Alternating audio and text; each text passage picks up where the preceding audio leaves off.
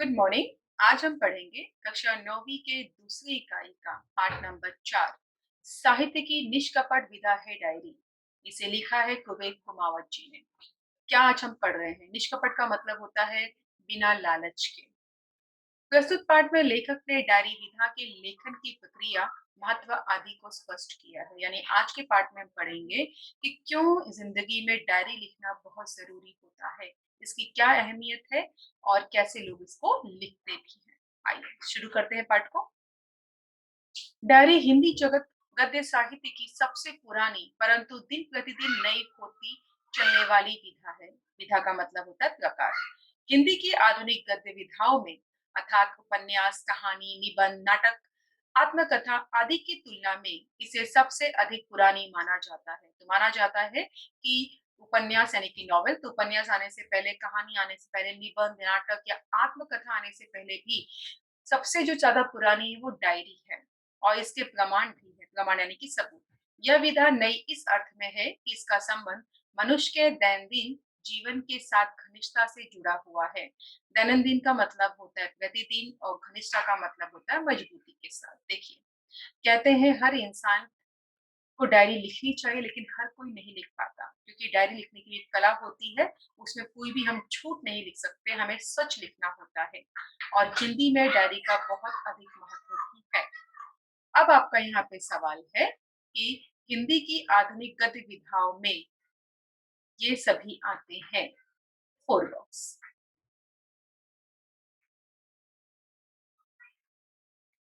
इसे अपनी भाषा में हम दैनंदिनी, दैनिकी तथा रोजनिशी पूरे अधिकार के साथ कहते हैं, परंतु इसे आजकल डायरी कहने पर विवश है।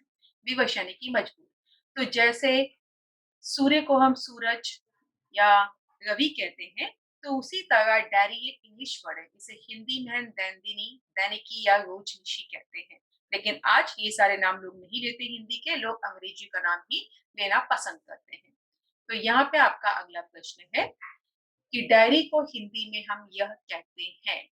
Two box. डायरी का मतलब है जिसमें तारीखवार हिसाब किताब, लेन देन के ब्यौरे, ब्यौरे मतलब वर्णन आदि दर्ज किए जाते हैं। अगर हमने सिर्फ डायरी कहा तो लोगों के मन में पहला यही आंसर आता है कि अरे डायरी मतलब जिसमें हम हिसाब किताब लिखते हैं, लेन देन का वर्णन करते हैं वो। डायरी का यह अत्यंत सामान्य और साधारण परिचय है।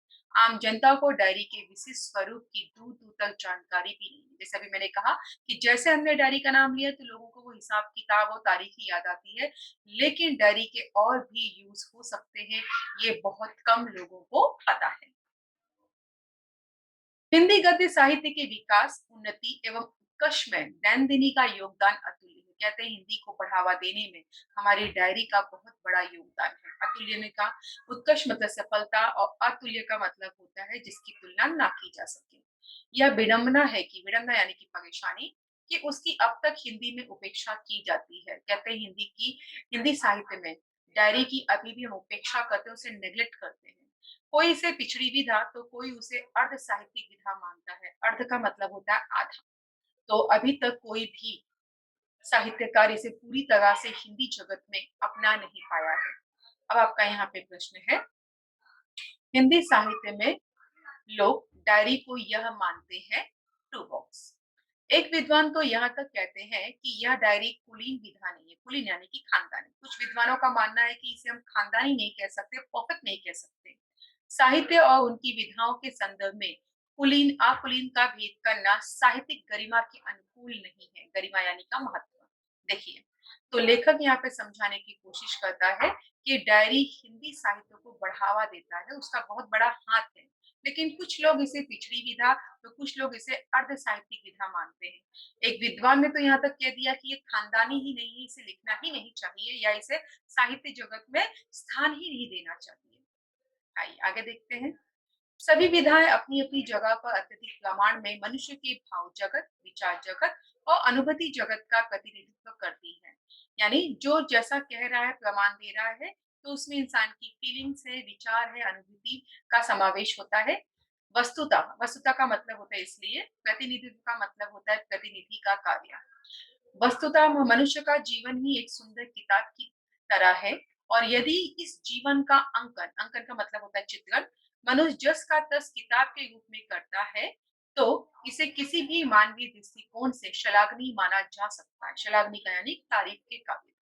तो लेखक का मानना है कि डायरी से हमें लोगों की फीलिंग्स, उनके विचार, उनके एक्सपीरियंस पता चलते हैं।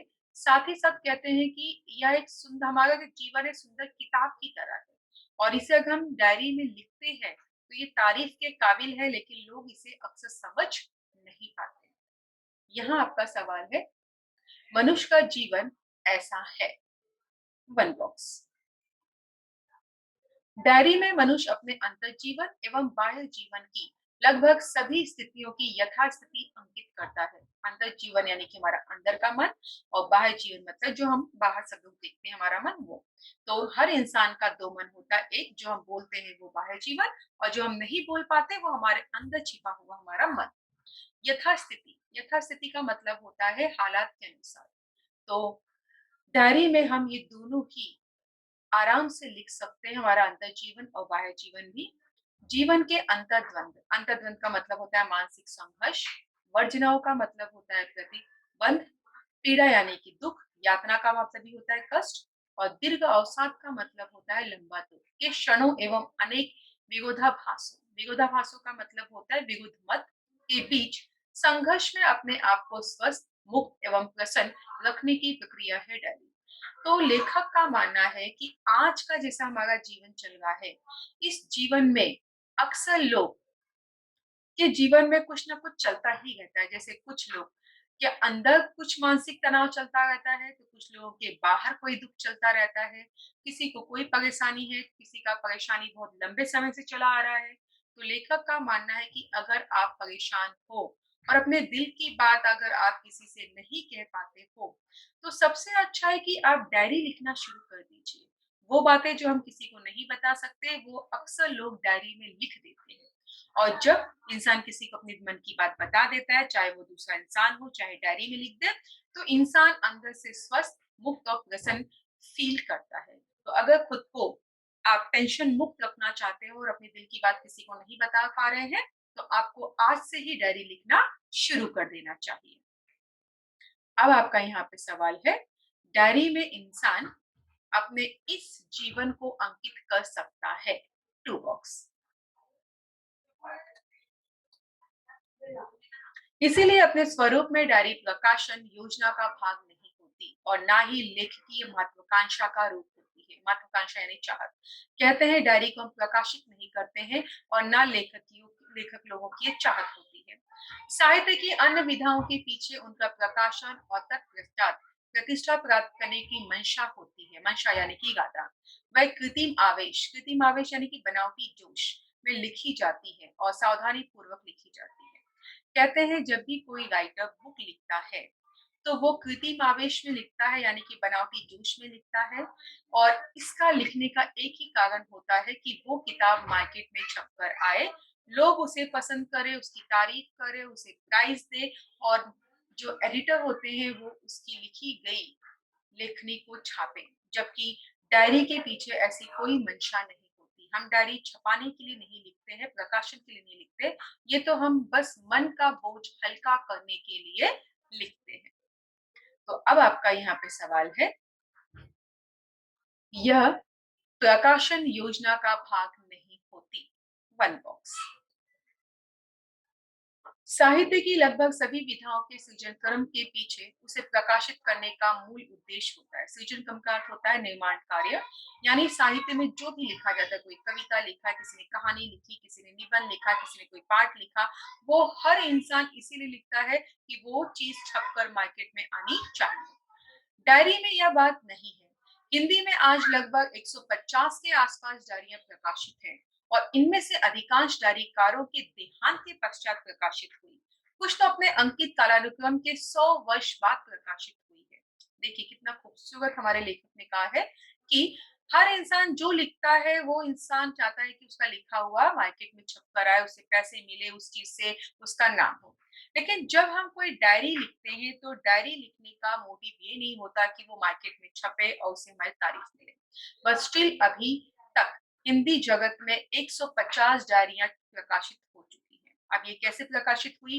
या तो मान लो ये लड़की डायरी लिखती है, या तो इसका देहांत हो गया है यानी मौत हो गई, तब उसके अपने उन लोगों ने डायरी प्रकाशित कर दी, या इसके मौत के 100 साल के बाद या इस डायरी के लिखने के 100 साल के बाद ये डायरी प्रकाशन में आई। नहीं तो ये डायरी लोग जल्दी प्रकाशित नहीं करते हैं। चलिए अब आपका यहाँ पे प्रश्न है, हिंदी में अब तक कितनी डायरियां प्रकाशित हो चुकी हैं? 1 बॉक्स। डायरी के लिए विषय वस्तु का कोई बंधन नहीं है, यानी कोई भी सब्जेक्ट आप पर्टिकुलर लेकर ही डायरी लिखे ऐसा कहीं नहीं है। आपको जो मन में आता है आप उस सब्जेक्ट पर अपनी डायरी लिख सकते हैं। विषय वस्तु मतलब मुद्दा। मनुष्य की अनुभूति एवं अनुभव जगत से संबंधित छोटी सी छोटी एवं तुक्ष तुक्ष यानी बहुत छोटा बात, प्रसंग, विचार या दृश्य आदि उसके विषय वस्तु बन सकते हैं, और यह डायरी में तभी आ सकता है जब डायरीकार का अपने जीवन एवं परिवेश के प्रति दृष्टिकोण यानी कि नजरिया उदार एवं तटस्थ हो। उदार और तटस्थ का मतलब होता है दयालु और निष्पक्ष। कहते हैं डायरी में आप कुछ भी लिखिए, छोटी बातें, बड़ी बातें या और छोटी बातें, कोई प्रसंग, कोई विचार, कोई दृश्य, कोई भी सब्जेक्ट को लेकर आप डायरी लिखिए, ऐसा कहीं कोई प्रतिबंध नहीं है। आपके मन में जो आए, आप अपनी खुद की डायरी में वो लिख सकते हैं। लेकिन आप कब लिख सकते हैं? जब आपका नज़रिया कैसा होना चाहिए? दयालु और निष्पक्ष, यानी आप दिल के अच्छे इंसान होने चाहिए और आप किसी के पक्ष नहीं लेते। जब आप ऐसे व्यक्ति होंगे, तो आप डायरी में कुछ भी आराम से, आसानी से लिख सकते हैं। अपने आप को व्यक्त करने की भावना बेलाग। बेलाग का मतलब होता है बिना आधार का, निष्कपट एवं सच्ची हो। तो अगर आप में हिम्मत है तो आपको चाहिए कि आप डायरी लिखिए, लेकिन डायरी में आप निष्कपट होकर लिखेंगे, सच्ची बातें लिखेंगे और बिना किसी का आधार लिए लिखेंगे। मतलब बातों को आप घुमाएंगे फिराएंगे नहीं, आप जैसा घटा है आपके साथ वो घटना वैसा ही लिखेंगे, और हर छोटी से छोटी और बड़ी से बड़ी बात आप आसानी से डायरी में तब लिख पाएंगे। और ये लिखने के लिए इंसान में अंदर से ताकत आनी चाहिए। अगर वो ताकत आपके अंदर गट्स नहीं है तो आप डायरी लिखने के हकदार बिल्कुल नहीं है। अब आपका यहाँ पे सवाल है, डायरी में हम यह लिख सकते हैं? 2 बॉक्स। डायरी साहित्यकार की सबसे अधिक सर्वाधिक सरल एवं आत्म प्रकटीकरण। आत्म प्रकटीकरण का मतलब होता है खुद को प्रकट करना, यानी डायरी में हम खुद को प्रकट आसानी से कर सकते हैं। यह अभिव्यक्ति की प्रक्रिया से गुजरती धीरे धीरे एवं क्रमशः, अभिव्यक्ति की प्रक्रिया का मतलब होता है प्रकट करने की क्रिया, क्रमशः मतलब वन बाय वन, अग्र साहित्य का मतलब होता है आगे बढ़ाया हुआ। डायरी में जो जीवन है वह सावधानी पूर्वक रचा हुआ जीवन नहीं है। कहते हैं हम जो भी डायरी में लिखते हैं वो हम खुद को प्रकट करते हैं जैसे का तैसा, और उसी घटना को हम आगे बढ़ा के वन बाय वन लिखते हैं, ना कि हम सोच समझ कर सावधानी से डायरी लिखते हैं। अगर आपने सोच समझ के लिखा इसका मतलब आप उसमें बनावटी पना ला रहे हैं। डायरी में वह कसाव नहीं होता जो अन्य विधाओं में देखा जा सकता है। कसाव का मतलब होता है भावना। डायरी से पारदर्शक व्यक्तित्व की पहचान होती है, जिसमें सब कुछ निसंकोच उभर कर आता है। पारदर्शक मतलब स्पष्ट और निसंकोच मतलब बिंदास। देखिए, कहते हैं डायरी का जब डायरी लिखता है तो उसकी पारदर्शन, उसका साफ साफ झलक उसके व्यक्तित्व का उस डायरी में आना चाहिए। और ये बिंदास तभी होगा जब आप बिंदास होकर डायरी लिख सकेंगे, और सच डायरी लिखेंगे तभी लोग आपको अच्छी तरह से जान पाएंगे। वरना घुमा फिरा के तो वैसे भी दिन में 100 बार आप अपने आप को प्रेजेंट करते हो लोगों के सामने, फिर डायरी लिखने की क्या जरूरत है? तो डायरी का मतलब होता है जैसा तुम हो वैसा ही डायरी में लिखिए, ना कि झूठ को आपको डायरी में अंकित करना है। डायरी विधा के रूप संस्थान का मूल आधार उसकी दैनिक कलानुक्रम योजना है। संस्थान का मतलब होता है अवस्था, कालानुक्रम का मतलब होता है समय के अनुसार। अंग्रेजी में क्रोनोलॉजिकल ऑर्डर कहा जाता है। कालानुक्रम को अंग्रेजी में क्रोनोलॉजिकल ऑर्डर कहते हैं। इसके अभाव में डायरी का कोई रूप नहीं है, परंतु यह फर्जी भी हो सकता है। हिंदी में कुछ उपन्यास, कहानी और नाटक इसी फर्जी कालानुक्रम में लिखे गए हैं। यहाँ केवल डायरी शैली का उपयोग मात्र हुआ है। तो माना जाता है कि जब हम डेट डाल के कोई चीज लिखते हैं वन बाय वन, तो वो चीज एकदम परफेक्ट होता है। लेकिन कभी-कभी जब हम डेट नहीं डालते हैं, हम यूँ ही कोई भी घटना लिख देते हैं, तो वो फर्ज़ी भी कहला सकती है। इसीलिए हमें हर चीज सोच समझ कर करनी चाहिए और डायरी में जैसा घटा है जीवन में वैसा ही हमें अंकित करना चाहिए। अब आपका सवाल है, कालानुक्रम को अंग्रेजी में यह कहते हैं। One box. दैनंदिन जीवन के अनेक प्रसंग, भाव, भावनाएं, विचार आदि डायरीकार इसी कालानुक्रम में अंकित करता है। तो जो भी हमारे साथ डेली लाइफ में होता है, दैनंदिन लाइफ में जो भी प्रसंग हुआ, भावना, विचार जो हमारे मन में आया, हम सब लाइन वाइज क्या करते हैं, डायरी में लिख देते हैं। परंतु इसके पीछे डायरीकार की निष्कपट स्वीकारितियों, प्रसंग का मतलब होता है घटना और स्वीकारितियों का मतलब होता है आत्मस्वीकृति का स्थान सर्वाधिक है। मतलब डायरीकार में इतनी हिम्मत होनी चाहिए कि वो बिना लालच के, बिना मतलब के जो घटा है उसे स्वीकार कर सके और उसे वो डायरी में जैसे का तैसा लिख सके। बाजारों में जो कापियां मिलती हैं उनमें छिपा हुआ कालानुक्रम है।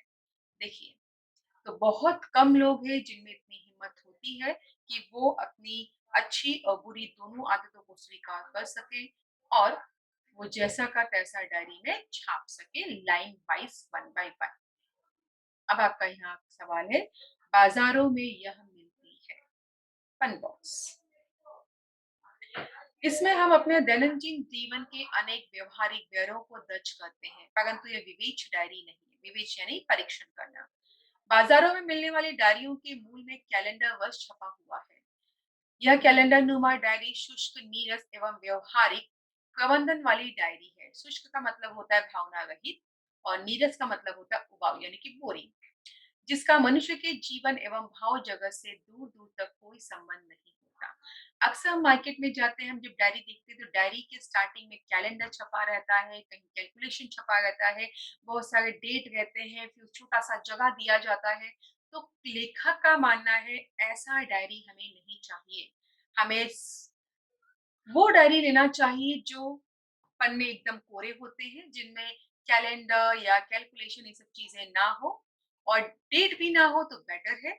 और ऐसी डायरी लेकर हमें हमारे जीवन के बारे में उसमें लिखना शुरू करना चाहिए अगर आप लिखना चाहते हो तो। अगर आप डायरी डेट वाली लेते हो, कैलेंडर वाली, तो वो बोरिंग डायरी कहलाती है लेखक के हिसाब से। अब आपका यहाँ पे सवाल है, डायरी में अक्सर लोग यह दर्ज करते हैं। One box. हिंदी में अनेक डायरियां ऐसी हैं जो प्रायः यथावत, यथावत मतलब जैसे का तैसा अवस्था में प्रकाशित हुई है। इनमें आप एक बड़ी सीमा तक डायरीकार के व्यक्तित्व को निष्कपट पारदर्शक रूप में देख सकते हैं। यानी जो 150 डायरियां अभी तक मार्केट में आई हैं, वो जैसा लेखक ने लिखा था या उस इंसान ने लिखा था वो वैसे ही प्रकाशित हुई है। उनमें किसी भी पन्ने को फाड़ा या बदला नहीं गया है। अब उन डायरियों को पढ़कर हम उस इंसान के व्यक्तित्व को आसानी से परख सकते हैं कि वो इंसान अपने जीवन में कैसा था। डायरी को बेलाग आत्मप्रकाशन की विधा बनाने में महात्मा गांधी का योगदान सर्वोपरि है। सर्वोपरि मतलब सबसे ज्यादा। उन्होंने अपने अनुयायियों, अनुयायियों का मतलब होता है शिष्यों यानी कि स्टूडेंट, एवं कार्यकर्ताओं को अपने जीवन को नैतिक दिशा देने के साधन रूप में नियमित दैनंदिन लिखने का सुझाव दिया था। इसे एक व्रत के रूप में निभाने को भी कहा। व्रत का मतलब होता है संकल्प। तो डायरी लिखने में यहाँ पे गांधी जी का भी एक योगदान दिया गया है कि गांधी जी ने क्या किया था, अपने जो शिष्य थे, कार्यकर्ता थे, उनको कहा था कि आपको अपने जीवन को एक नैतिक दिशा देनी है। और नैतिक दिशा आप तभी दे सकते हो जब आप अपने डेली जो शेड्यूल होता है आपका पूरे डे का, वो पूरे डे का शेड्यूल अगर आप एक डायरी में लिखोगे तो ही आप देश के लिए कुछ कर पाएंगे। जैसे अभी हम बच्चों को भी स्कूल में कहते हैं कि भाई अपना डेली रूटीन आप डिसाइड कीजिए कि आप सुबह कब उठते हो, क्या करोगे, पढ़ोगे कब, कितने घंटे पढ़ोगे, आराम कब करोगे, कितने घंटे, या फिर घूमने कब जाओगे, खेलने कब जाओगे। तो जैसे हम बच्चों को कहते हैं कि अपने हर कार्य का एक रूटीन बनाइए, वैसे गांधी जी ने अपने शिष्यों और कार्यकर्ताओं को कहा था कि उनको भी डायरी लिखना चाहिए ताकि उनकी जो लाइफ है उनको एक नैतिक दिशा मिल सके। अब आपका यहाँ सवाल है, गांधी जी ने इन्हें डायरी लिखने का सुझाव दिया था। Two box. उन्होंने अपने कार्यकर्ताओं को आंतरिक अनुशासन एवं आत्मशुद्धि हेतु डायरी लिखने की प्रेरणा दी। गुजराती में लिखी हुई बहुत सी डायरियां आज भी हिंदी में अनुवादित है, यानी कि रूपांतरित यानी कि ट्रांसलेट हुई है। तो कई गुजराती में लिखी गई जो डायरी थी वो हिंदी में आज ट्रांसलेट हो चुकी है। तो आपका यहाँ सवाल है, गुजराती में लिखी गई डायरियां इसमें अनुवादित हुई हैं। One box. इनमें मनु बहन गांधी, महादेव देसाई, ये महादेव देसाई हैं, सीताराम केसरिया, ये जो तीसरी तस्वीर है सीताराम जी की है, सुशीला नैयर चौथी तस्वीर, जमनालाल बजाज ये पांचवी तस्वीर, घनश्याम बिरला छठा, श्रीराम शर्मा और हीरालाल शास्त्री, ये 8 लोगों का नाम आया है जिनकी मैंने तस्वीर आपको दिखाई है।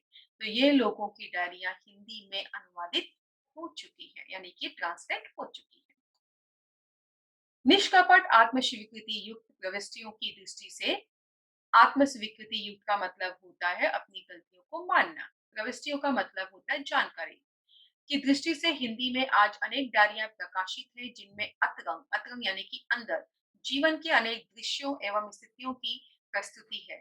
डॉक्टर धीरेन्द्र वर्मा, शिव पूजन सहाय, नरदेव शास्त्री, गणेश शंकर विद्यार्थी, रामेश्वर टांटिया, रामधारी सिंह दिनकर, मोहन राकेश, मलयज, मीना कुमारी, बाल कवि बैरागी आदि की डायरियां उल्लेखनीय हैं। देखिए लेखक यहाँ क्या कह रहा है। लेखक ने कई लोगों का नाम लिया है। इन सभी लोगों का लेखक ने नाम लेके क्या बताया है कि इन सभी की जो डायरियां हैं इनमें अतरंग जीवन के दृश्य पाए जाते हैं, यानी इन्होंने अपने जीवन में जो भी अच्छी बुरी घटना घटी थी जैसे का तैसा उन्होंने डायरी में प्रकाशित की है। उन्होंने उसमें कहीं कोई तालमेल या फिर तोड़-मोड़ नहीं की है। कुछ निष्कपट प्रविष्टियां यानी जानकारी काफी मार्मिक एवं हृदयस्पर्शी हैं। मीना कुमारी जी मार्मिक यानी कि रहस्यमय, हृदयस्पर्शी का मतलब होता है दिल को छूने वाला। मीना कुमारी अपनी डायरी में एक जगह लिखती हैं, जिंदगी के उतार चढ़ाव यहाँ तक ले आए हैं कि कहानी लिखूं। यह कहानी जो कहानी नहीं मेरा अपना भाव है। तो एक मीना कुमारी जी लेखिका है। वो कहती है कि डायरी में मैंने वही लिखा है जो मेरी अपनी कहानी है और वही कहानी मैं आप लोगों के सामने पेश कर रही हूँ। आज जब उसने मुझे छोड़ दिया तो जी चाह रहा है सब उगल दूं। मलयज अपनी डायरी में 29 दिसंबर 1959 को लिखते हैं, शायद अब सब कुछ मैंने भावना के सत्य में ही पाया है। कुछ नहीं होता, मैं ही सब कल्पित कर लिया करता हूँ। संकेत मिलते हैं, पूरा चित्र खड़ा कर लेता हूँ। तो कभी-कभी इंसान अपने मन में चलने वाले जो टेंशन होते हैं या जो भी उनके मन में डाउट चल रहा है, वो सब कुछ क्या करते हैं, जब डायरी में लिख लेते हैं तो आराम से वो अच्छा फ़ील करते हैं। जैसे ये लड़की टेंशन में थी, ये लिख रही तो उसे बहुत अच्छा फ़ील हो रहा है। तो मलयज भी ऐसा किया करते थे। डॉक्टर धीरेन्द्र वर्मा अपनी डायरी में 19/11/1921 के दिन लिखते हैं, राष्ट्रीय आंदोलन में भाग ना लेने के कारण मेरे हृदय में काफ़ी कई बार भारी संग्राम हुआ। ये हमारे डॉक्टर धीरेन्द्र वर्मा ये देश की आजादी में भाग लेना चाहते थे, पढ़े लिखे थे बट ले नहीं पाए। जब हम पढ़े लिखे व समझदार लोगों ने ही कायरता दिखाई, कायरता मतलब डरपोकपना, तब औरों से क्या आशा की जा सकती है। सच तो यह है कि भले घरों के पढ़े लिखे लोगों ने ही बहुत ही कायरता दिखाई। तो डॉक्टर वर्मा जी का मानना था कि पहले जो पढ़े लिखे लोग थे वही लोग आंदोलन में नहीं हिस्सा लेते थे और जो नहीं पढ़े लिखे थे वो तो बढ़ चढ़ कर ले रहे थे। तो वो नहीं ले पाए पढ़ने लिखने के बावजूद। तो उन्हें पूरी जिंदगी इस बात का दुख था कि क्यों उन्होंने ऐसा गलत कदम उठाया। अब यहाँ पे आपका सवाल है, ये स्वतंत्रता संग्राम में भाग नहीं ले पाए। One box. अपने जीवन की सच्ची निष्काय, निष्काय का मतलब होता है बेदाग, पारदर्शी छवि को रखने में डायरी साहित्य का उत्कृष्ट माध्यम है। यानी अगर आप अपने आप को जैसे का तैसा दिखाना चाहते हो, अच्छे हो तो अच्छे, बुरे हो तो बुरे, तो आप डायरी लिखिए। डायरी के द्वारा ही लोग आपको जान सकते हैं कि आप कैसे हो। डायरी जीवन का अंतर्दर्शन, अंतर्दर्शन मतलब भीतरी निगाह है, यानी डायरी हमारे अंदर की आंख मानी गई है।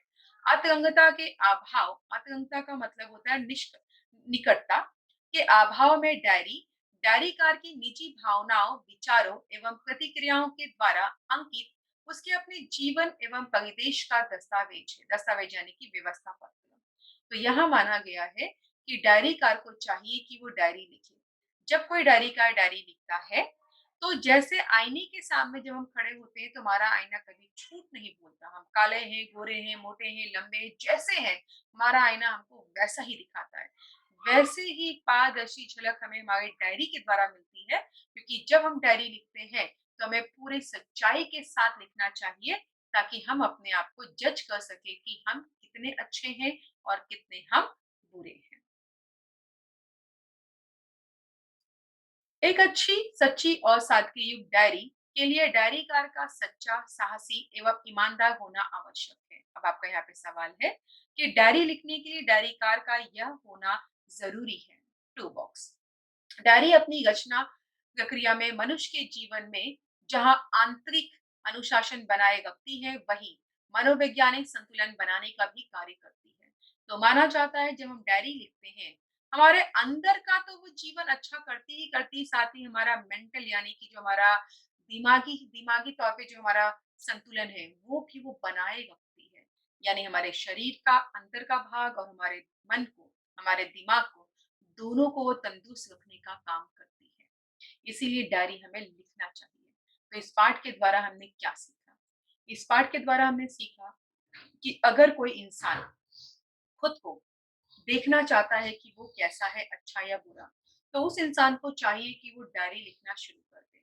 और जब हम डायरी लिखें, तो पूरी ईमानदारी से लिखें, जो घटना हमने पूरे दिन में अच्छी की है, वो भी जैसे का तैसा लिखें, और अगर कोई घटना हमारे साथ घटी और उसमें हमने बुरा किया, कोई पाप किया है, कोई बुरा कर्म किया है, तो उसे भी हमें उसी तरह पूरी ईमानदारी से डायरी में अंकित करना चाहिए। जब हम डायरी दोबारा पढ़ेंगे, तो हमें पता चलेगा कि हमने क्या गलतियाँ की हैं, ताकि वो गलतियाँ हम दोबारा रिपीट ना कर सकें। तो डायरी के द्वारा हमें हमारे अच्छे और बुरे दोनों के होने का एहसास होता है। आइए इस पाठ के प्रश्न उत्तर देखते हैं। डायरी विधा का निराला फल। तो पहला है, डायरी हिंदी विधा की सबसे अधिक पुरानी परंतु दिन प्रतिदिन नई होती चलने वाली विधा है। पुरानी तो है, लेकिन आजकल फैशन में आ गई, नई होती जा रही है। दूसरा, हिंदी गद्य साहित्य के विकास, उन्नति और उत्कर्ष में डायरी का अतुल्य योगदान है। थर्ड, डायरी के लिए विषय वस्तु का कोई बंधन नहीं होता।